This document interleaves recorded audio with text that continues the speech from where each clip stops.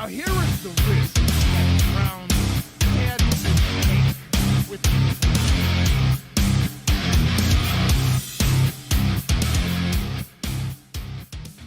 I love you, Cleveland. And I love you, Ohio. And a very pleasant welcome to this week's version of Bonus Time with Drennan here on the Big Play Sports Network, brought to you by our good friends at FanDuel. Well, a very warm welcome to you for this week's show. We're excited about it because we're going to be giving you our divisional predictions. I'm Bruce Drennan along with Ryan Smith. We're also going to recap that first big weekend of college football. And Ryan, how you doing today? I'm doing really well, Bruce. We got that nice appetizer that was college football week one that leads us perfectly into these division picks. What a week. What a week. I want to start with the Guardians and the 11-7 loss at the hands of the Boston Red Sox. You know, it's funny. Boston is known for hitting home runs at Fenway, and the Guardians are known, generally speaking, as a small ball team manufacturing runs. So what happened last night? We hit 4 home runs off one of the best starting pitchers in the major leagues in Crochet at Fenway, and they played small ball and manufactured runs to beat us. 11-7, the final score. Amazing.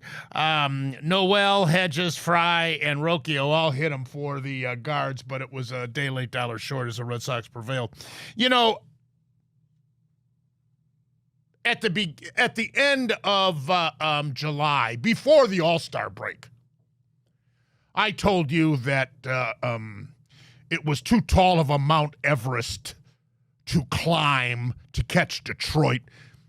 We made a run, get within, 5 games, I guess. But it was still mathematically too tall of a mountain. I also said at that time that it would be extremely difficult to make it as a wild card team because it's more difficult to make up ground in the wild card because you're competing against all the other teams from the different divisions. In our case, you're competing against the Eastern and the Western Division teams as well as your fellow Central Division opponents and playing one another. Everybody's knocking everybody off. So the Guards now find themselves, and I said that that doesn't diminish my enthusiasm for next season. As I've told you numerous times here on the show, I truly believe that the Guardians could come right back next year and win this division. I'm excited about this young starting rotation. I think the bullpen, well, I shouldn't say I think the bullpen will be fine because of Clase. And now we know that he's, indefinitely suspended for the rest of the season along with Ortiz. So I shouldn't necessarily say that. They may have to address that in the offseason. But the rest of the pen should be fine. It should be fine.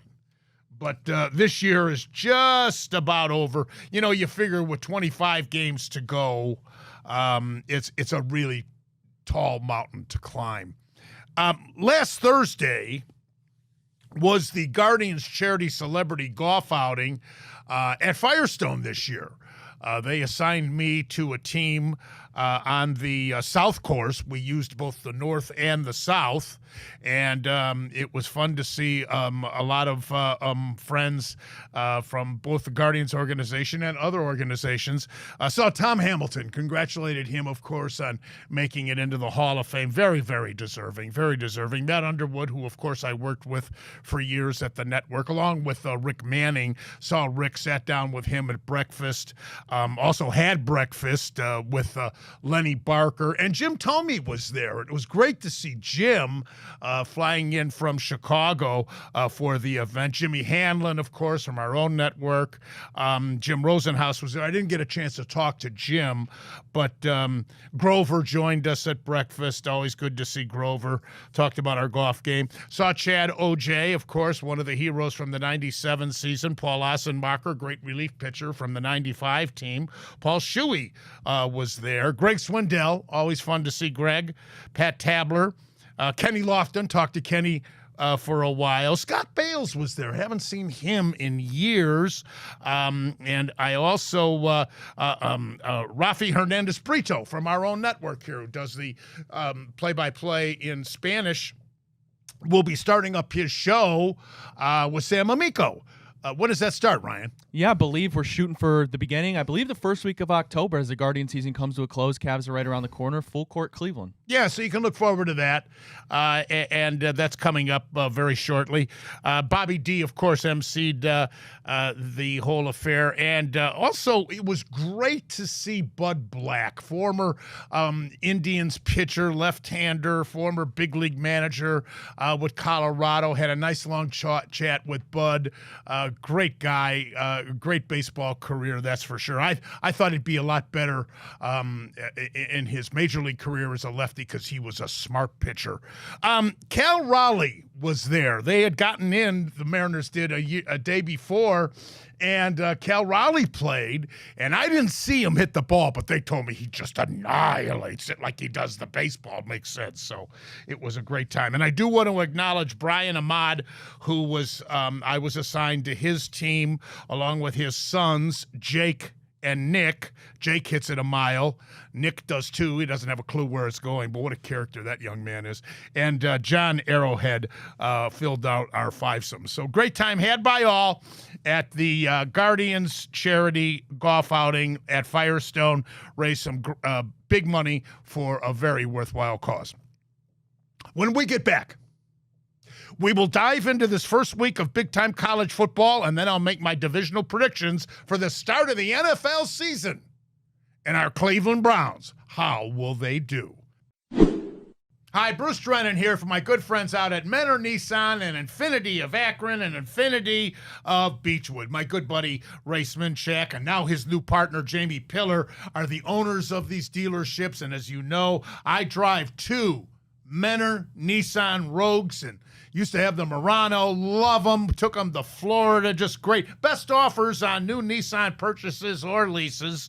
And they have impressive selection of certified pre-owned and top used cars. Menor Nissan prides themselves on having a knowledgeable and friendly sales team who will help get you into fuel-efficient, innovative, and stylish models to suit your needs. Their superior credit program and helpful finance team will help you every step of the way. Menor Nissan, of course, located minutes off I-90 in beautiful Menor, Ohio. To check out their latest selection and offers, visit MenorNissan.com. That's MenorNissan.com. I strongly recommend Menor Nissan, Infinity of Akron, Infinity of Beechwood. I love you, Menor Nissan.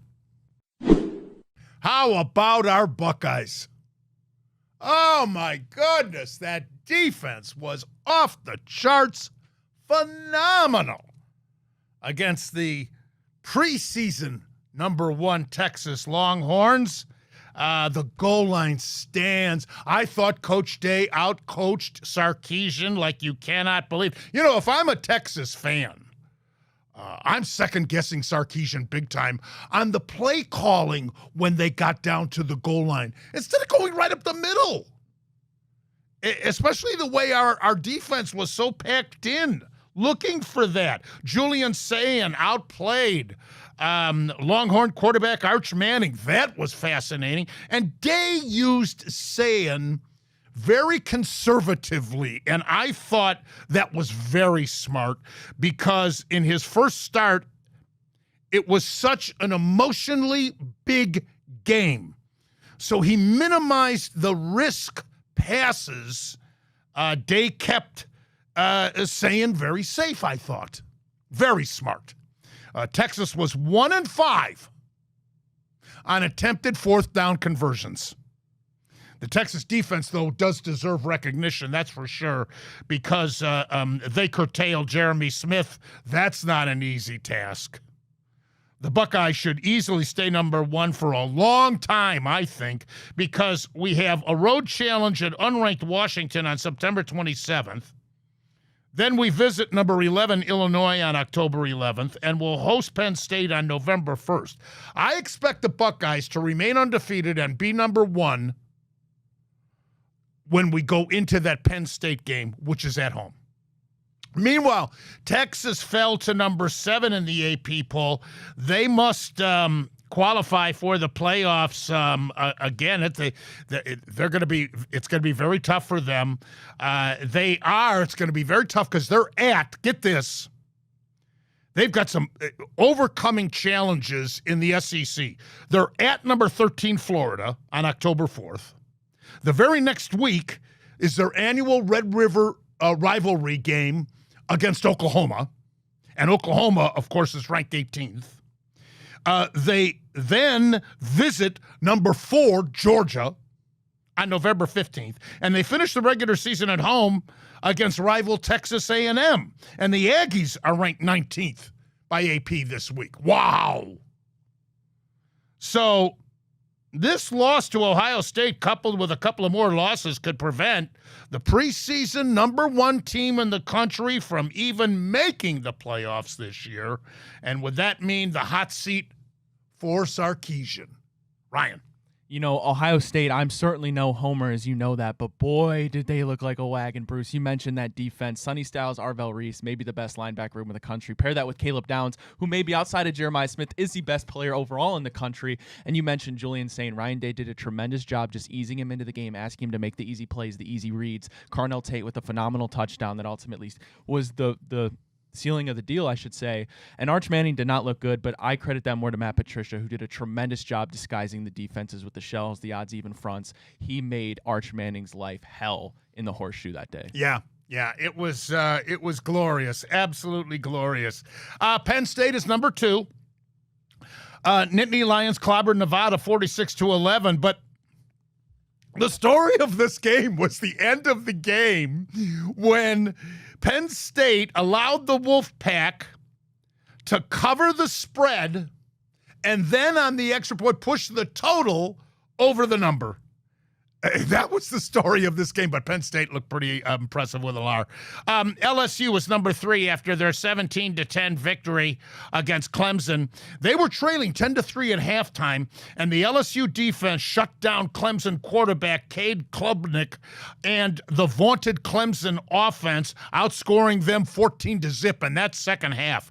LSU quarterback Garrett Nussmeier outshined fellow Heisman candidate Klubnik big time in this game. And Nussmeier was 28 of 38 with a touchdown and a quarterback rating of 133.2. Brian Kelly's Tigers are a legitimate national championship contender. However, competing in the brutal SEC, they must face number 13 Florida at home. Get this. Number 20 Ole Miss on the road. Number 10 South Carolina at home. Number 19 Texas A&M at home. And number 21 Alabama on the road, as well as number 18 Oklahoma on the road. Wow. I guess the only positive is that they don't have to play Texas. Meanwhile, Clemson falls to number 8 in the rankings, but Dabo Swinney's Tigers, to qualify for the playoffs again, they face a formidable challenge, not only from Miami, but also Florida State following that incredible upset against Alabama. Now, speaking of Miami, they're ranked 5th this week behind Georgia, who's 4 in the AP, by holding a Notre Dame team in a classic college battle, holding them off 27-24. That was Sunday night. Welcome Carson Beck, huh? How about that? Hurricanes are for real, in my opinion, after seeing them in that game. Notre Dame falls to number 9. The Irish, get this, they host number 19 Texas A&M in their next game. And as of this AP poll, they don't face a ranked opponent the rest of the regular season. So if you're an Irish fan, don't lose faith. At worst, 2 losses, you would think. There could be an upset in there, obviously, anybody. Or they beat Texas A&M, and they'd be standing at 1 loss, their first game of the season. They'd be in the playoffs again. and who knows what could happen. I am surprised that Florida State only rose to the 14th spot in this week's AP, considering the way they embarrassed Alabama, embarrassed them, 31-17, unless they don't think that Alabama's that good.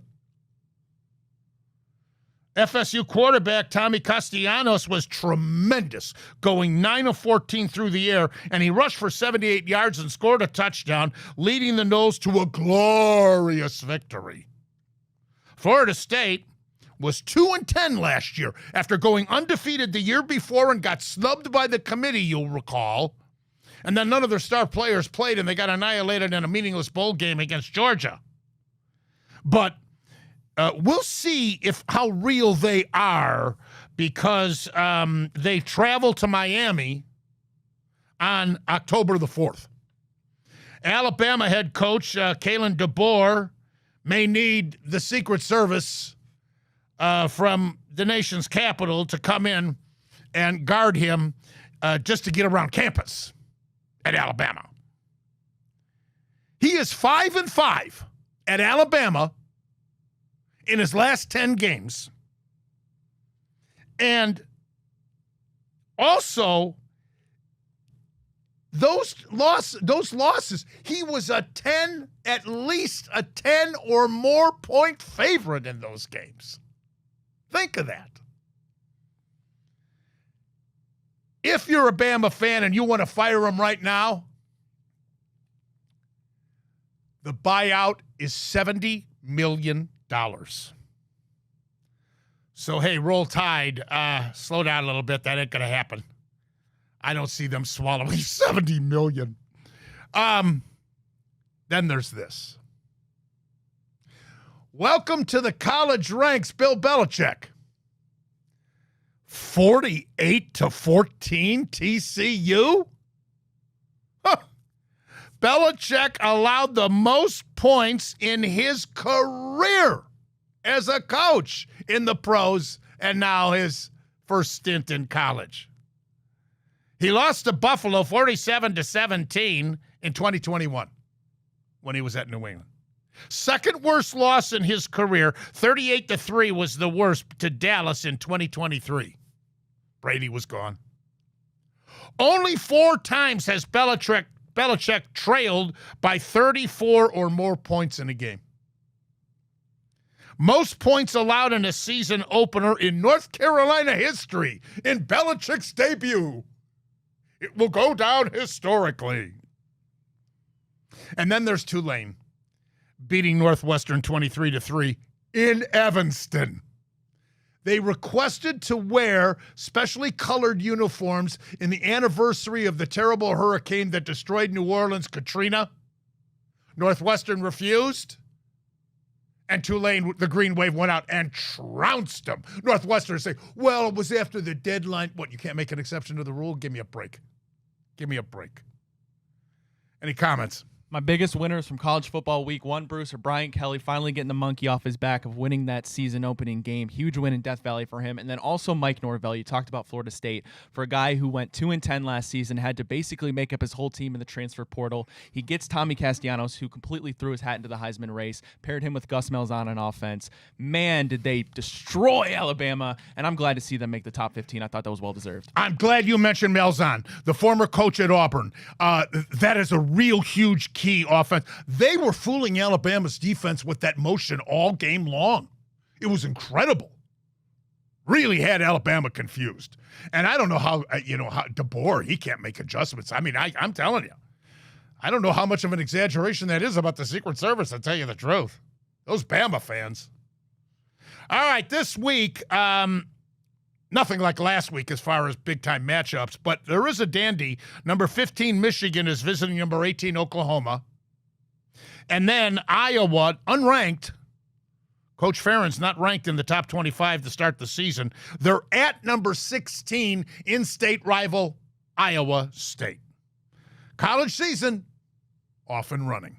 And the NFL season will be off and running as we make our divisional predictions next on Bonus Time with Drennan here on Big Play. The Big Play Sports Network is brought to you by Smart Choice Windows. energy-efficient products at an affordable price. Visit smartchoicewindows.com today. I don't have to ask if you're excited about the start of the Browns season and the NFL campaign, because we all are. And it all gets underway this weekend.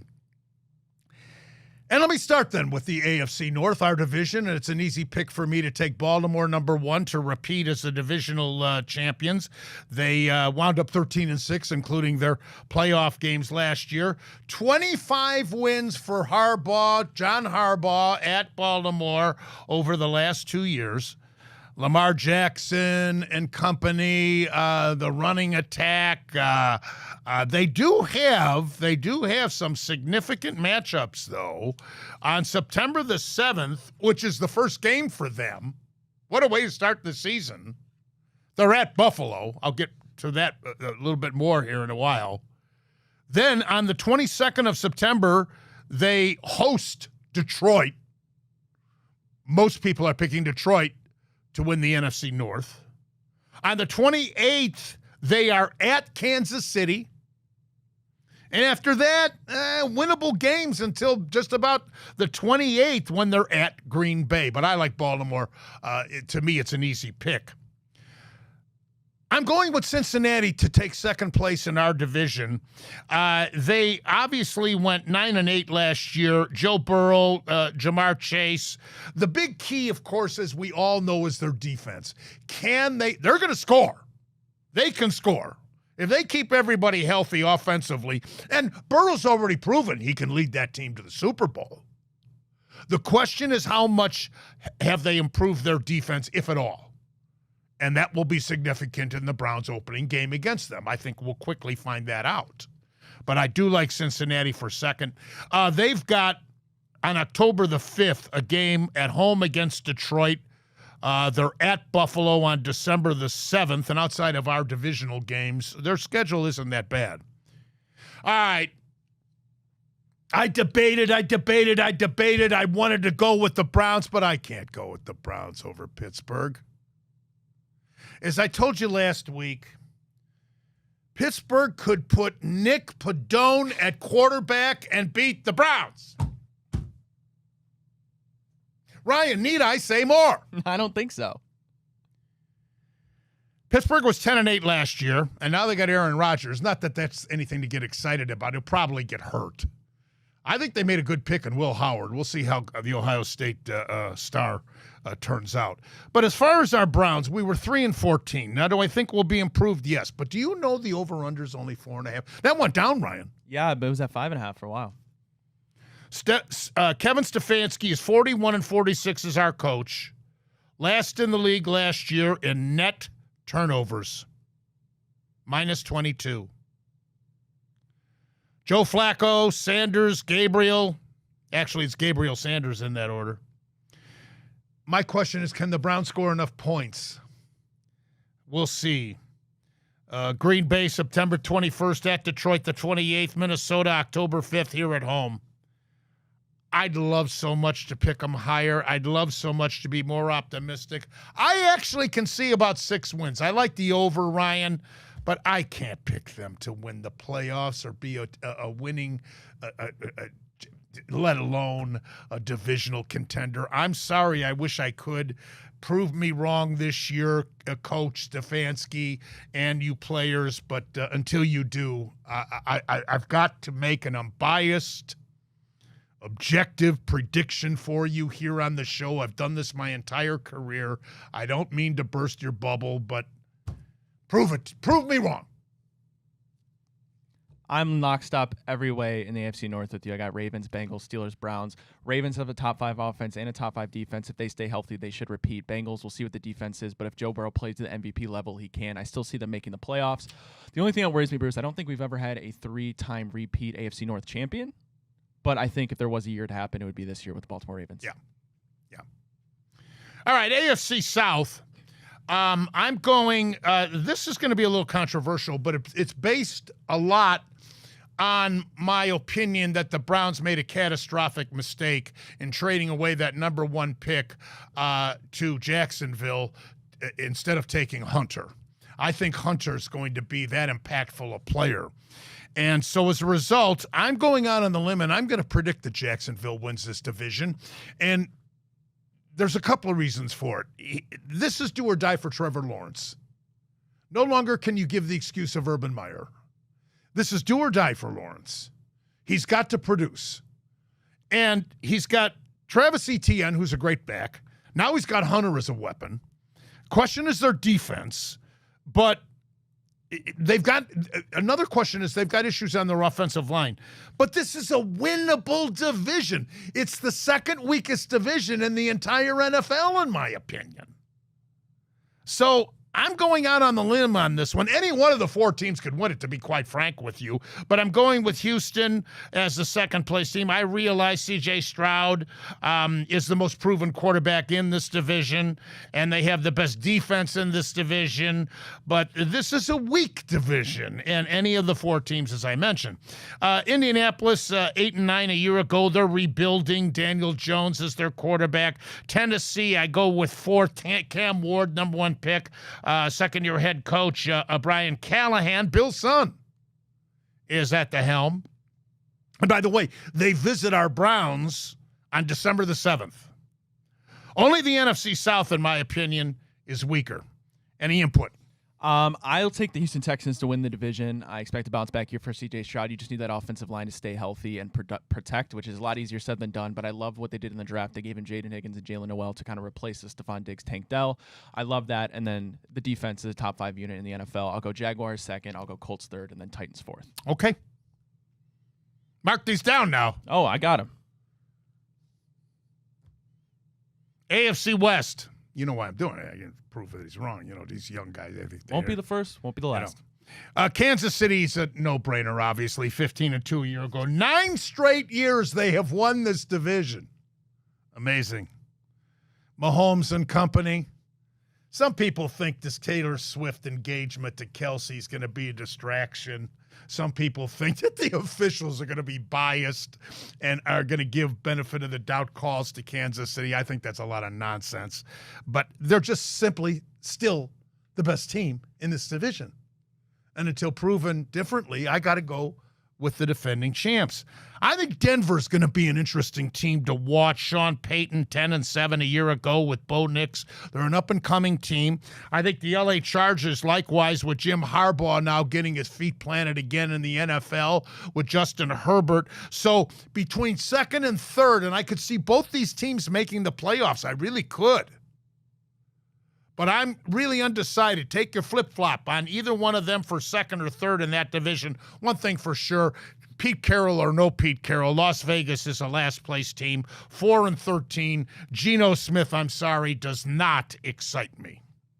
Yeah, I could see 3 teams in this division making the playoffs, similar to how it was with the AFC North. I actually am going to take the Broncos to win this division. I know it seems crazy, but everything we saw from the Chiefs, we talked about on the show with Mark Lawrence, the law of averages. They've won games by such little amounts. I love the Broncos defense. I love Sean Payton. I think they did a tremendous job this offseason of filling every hole. They're just stacked top to bottom in every spot on the roster. Then I'll go Chiefs, then I'll go Chargers, and then I'll go Raiders. All right. Mark these down. You too. Mark these down, not just him. All right, next, NFC West. San Francisco I'm going with. Now, any one of these 4 teams could win this division as well. I think it's that well balanced. First of all, they have the easiest schedule of any team in the NFL. Did you know that? I did not. The 49ers have according to the NFL, they have the easiest schedule. The LA Rams, 9-year coach Sean McVay, 10-7 a year ago. They came the closest of anyone to beating Philadelphia in the postseason, losing 28-22, but Stafford is hurt to begin the season. So that's significant. I'm going with I'm third and fourth in this division again. You've got Sam Darnold at Seattle, 10-7 under McDonald last year, second-year head coach. Obviously, Arizona with Kyle Murray, they could also be a challenger. Any one of these 4 teams could win it. Not an easy division to pick. I'm going with the Niners. Third-year coach Jonathan Gannon at Arizona was 8-9. And again, I just can't emphasize enough, it's a tough division to pick, Ryan. It's a very extremely hard division to pick. I'll take the Rams. If Stafford's healthy, I think that's the easiest pick there. I love the Devontae Adams acquisition. They've got some young studs on defense. The Cardinals I expect to be improved, though I don't think they're ready to compete with the Rams. 49ers, we'll see. It's all about health for them. And then, again, I'll take the Seahawks in the basement, but I don't expect them to necessarily be a bad team. We'll wrap up the other divisions when we get back in a minute on Bonus Time with Drennan here on the Big Play Sports Network. The Big Play Sports Network is brought to you by Pure AV, luxury home automation. Experience your dream smart home by visiting pureavcorp.com. All right, let's continue with our divisional predictions. Buffalo's the easiest pick again for me in the AFC East. They've won this division 5 straight years. They're 24-6 versus their rivals within the division. Will this finally be the season that Josh Allen and company reach the promised land and go to the Super Bowl? They'll easily win this division and indeed may prove to be the best team in the AFC and the NFL for that matter. They do have marquee matchups versus Baltimore this coming Sunday to open up the season. They're home to Kansas City on November 2nd, and they are home to Philadelphia back in way at the end of December on the 28th. That could be a big Super Bowl preview, although by then I'm sure Buffalo will have wrapped things up and they may be playing all the backups. Miami second with Tua and company. They'll be hard-pressed, in my opinion, to make the playoffs because, as we mentioned, I like those other 3 teams from the West I'm anticipating. New England's going to be improved. I think they'll be improved, but they still have holes. Drake May still getting his feet on the ground, and the New York Jets with Justin Fields and company. I can't see them doing much now that even he'll be more comfortable leaving the Bears. NFC East, got to go with Philadelphia. It's the obvious pick. However, do you know no team in the NFC East has repeated as the divisional champions since 2004. That's amazing. But unless they lay down or start, thinking that they're unbeatable, I can't see them. Washington, though, questions about their defense. But Dan Quinn led his team to a 12-5 regular season. Jaden Daniels, get this, they finished their regular season schedule at home against Philadelphia on December 20th, home to Dallas on Christmas Day, and then at Philadelphia on January 4th. Wow, what a way to finish and possibly determine the outcome of this division. Dallas is number 3 in my opinion, 7-10, same old story, self-inflicted wounds as usual. Will anything change? First-year coach Brian Schottenheimer, we shall see. And fourth will be, as usual, the Giant. They stink. Brian Dable. Some things never change. Any comment on those two, Ryan? I'm in lockstep with you every single way. You go to the AFC East, Buffalo, that's the easiest division to pick. And then again, the Philadelphia Eagles are just way too loaded, way too talented, and way too experienced. NFC North, Green Bay Packers were the youngest team in the National Football League last year. So that experience should help them to improve on that 11-7 record. The addition of Micah Parsons will bolster the defense big time, in my opinion. Speaking of experience, quarterback Jordan Love now has enough history to overthrow Detroit as the divisional champs. We'll soon know that because they visit Lambeau Field Detroit does, to open up the season this coming Sunday. So we shall quickly see. Get this, the second divisional matchup between Green Bay and Detroit is on Thanksgiving Day. That brings back memories of Bart Starr and Alex Karras for those of you in my generation. How about that? And because that game starts at 12:30, don't plan on carving the turkey until any earlier than 4 o'clock. Next, the Chicago Bears, and I think they'll be improved under new coach Ben Johnson, Caleb Williams, Kevin O'Connell, 4th year, and 14-4 record, 2nd-year rookie quarterback J.J. McCarthy with Minnesota. They had a great year last year. I don't know. But you could have some flip-flopping there. Again, this is a very tough division to pick, Ryan. Yeah, I'll go Packers to win. I already had them penciled in. Add the Micah Parsons trade. Then I'll go actually the Vikings. I think JJ McCarthy will do enough. That team's loaded. And then I'll go the Bears. And I have in last place, Bruce. Yeah. The Lions. Yeah. Yeah. I think the bubble's going to burst for Detroit as well. NFC South, weakest division in the entire National Football League, but I got to go with Tampa Bay and Baker. The Bucs have won 4 consecutive NFC South titles. I go with Atlanta next, Michael Penix Jr. Third is going to be New Orleans. First-year head coach Kellen Moore inherits a 5-12 team. They finished 3-15. They could flip-flop with Carolina. Carolina stinks. They were 5-12 a year ago. They got Bryce Young, weakest division in football. A lockstep all the way with you, Bruce. Yeah. And then matchups, we're a 5.5-point dog against Cincy. Buffalo, 1.5-point favorite at home against Baltimore. Pittsburgh, 2.5-point favorite on the road at the New York Jets.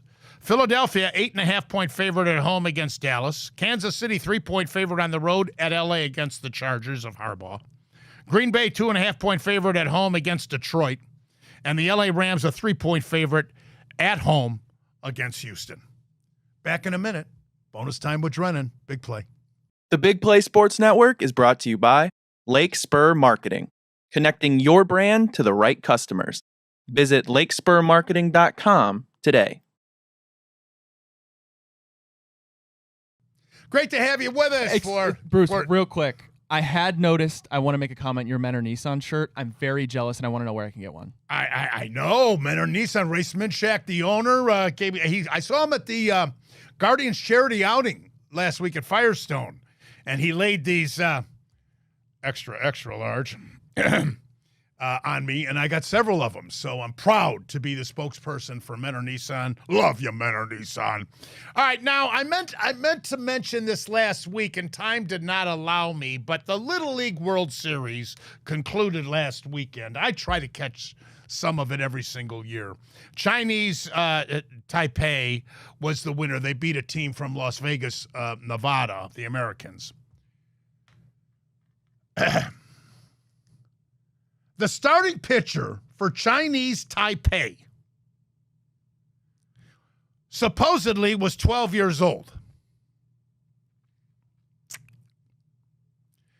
If that kid was 12, I'm 30.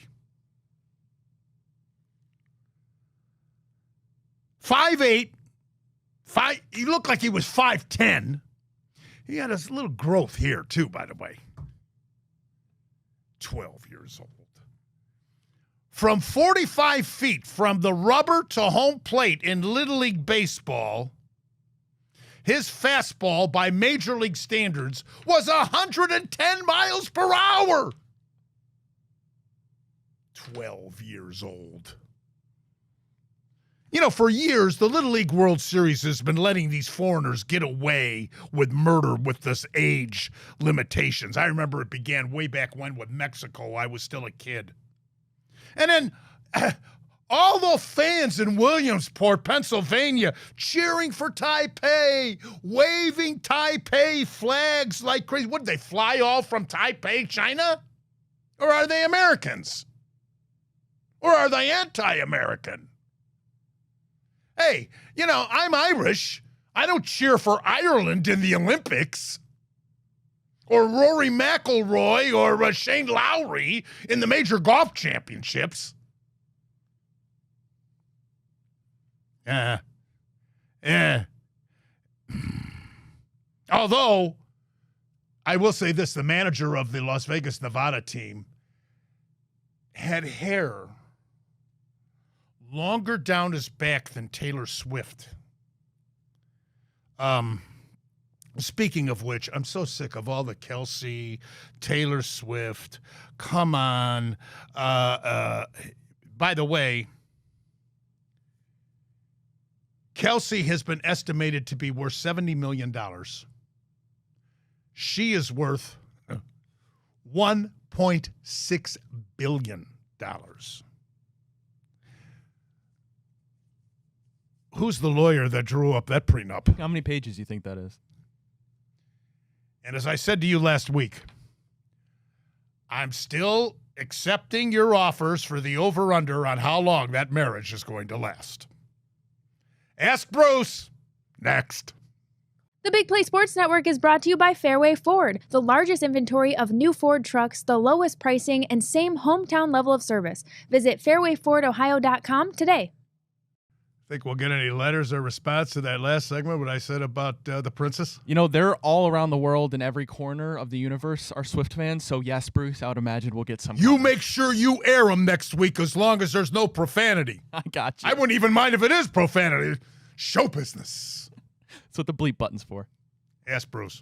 Alrighty, hey, Bruce, although it was time to cut bait with Carlos Santana, do you think he belongs in Cleveland's Hall of Fame at Progressive Field?